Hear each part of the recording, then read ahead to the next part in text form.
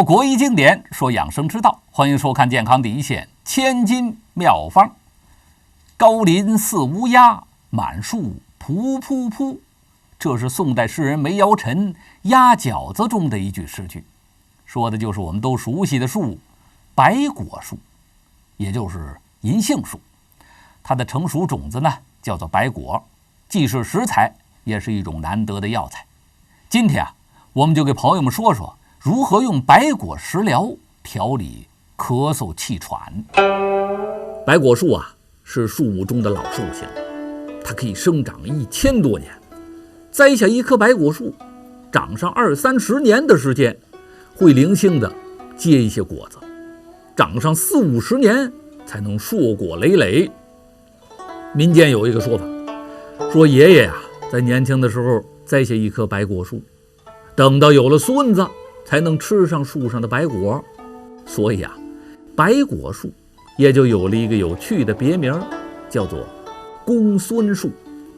白果呢，也就称作公孙树子。除了公孙树子的别名，白果也叫做银杏、鸭饺子。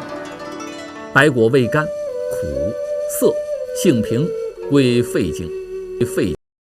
医药学家李时珍的《本草纲目》里边记载说，白果熟食温肺益气，定喘嗽，生食降痰。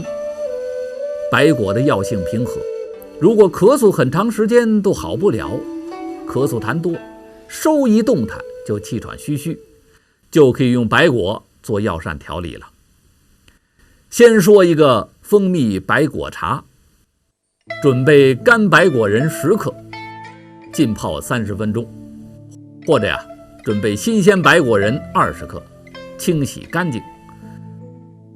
白果放进锅里，加上适量清水，大火烧开，然后小火煮上20分钟，把白果仁煮熟了，一起倒进茶壶，加上适量蜂蜜调匀，当作茶来喝。一般呢，一天泡上1壶蜂蜜白果茶，服用3到5天就能缓解咳嗽了。再说一个腐竹白果粥的做法，准备干白果仁10克，浸泡30分钟，或者新鲜白果仁20克，清洗干净了。腐竹20克泡开，大米50克，清洗干净。把白果仁、腐竹、大米一起放进锅里，加上适量清水，大火烧开，小火烧上20到30分钟，把大米和白果煮熟了，一天分2次服用，服用3到5天一个疗程，就能缓解咳嗽了。还可以做一个白果炖鸡，准备新鲜母鸡1只，白果仁50克，黄酒30克，生姜10克。把母鸡去掉内脏，清洗干净，放进砂锅里，加上适量水，放进生姜、黄酒、白果，大火烧开，小火炖煮40分钟，等到鸡肉炖烂，就可以出锅食用了。可以每周做上1次到2次白果炖鸡，能够益气补肺，调理咳嗽。白果有一定的毒性，过量食用可能会出现呕吐、腹泻，甚至呼吸困难、昏迷，导致死亡。